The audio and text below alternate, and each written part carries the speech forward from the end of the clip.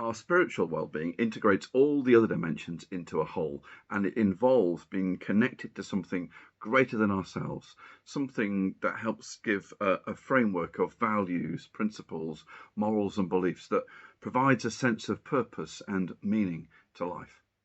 So it makes sense to start by asking if there is something greater than ourselves. Is there even a spiritual side to life? The secular view of reality does not include a spiritual side. The secular view is that reality is confined to the physical world that we experience around us. But the main religions of the world argue that there is also a spiritual dimension to reality, that people are both physical and spiritual, that we're not just mind and body, but we're also soul and spirit.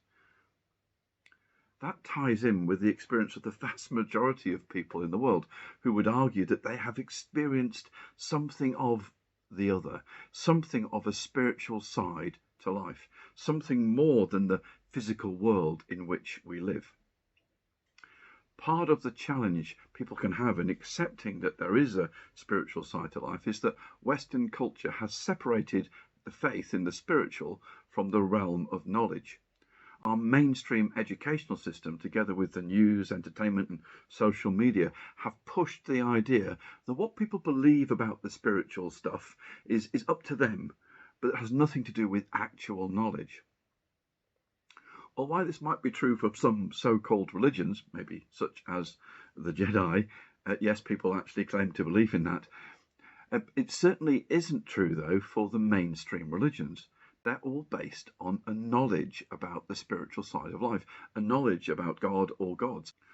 All knowledge comes to us in the form of information and experience. Information could be from books or audio, video, from school, from the news, from experimental results, all sorts of areas.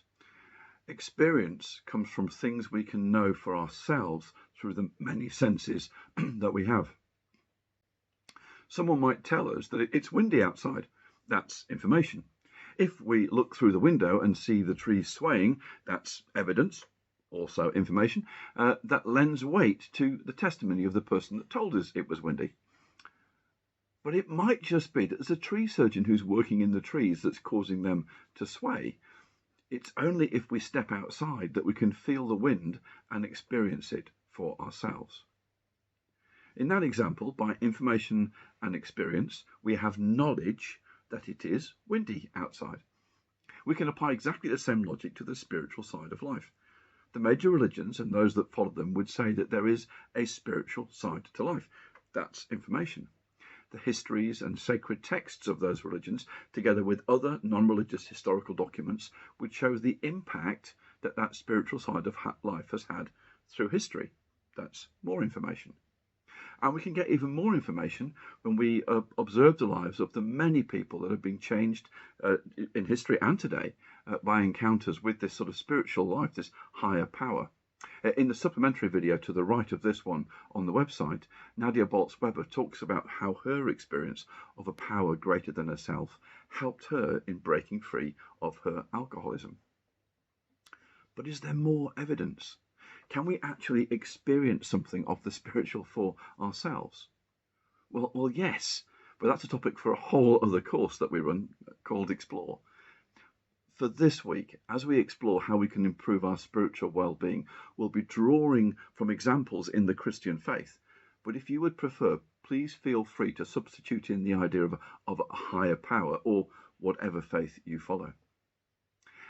As I've already said, improving our spiritual well-being involves being connected to something greater than ourselves, something that gives us a framework of values, principles, morals, and beliefs that provides a sense of purpose and meaning to life, something that embraces the fact that we are mind and body, and that recognizes that we are connected to other people.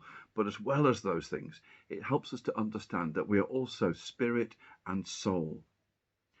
Just to be clear, our spirit and our soul are not the same thing. So what exactly are they? Well, we'll explore that tomorrow. I hope you can join us.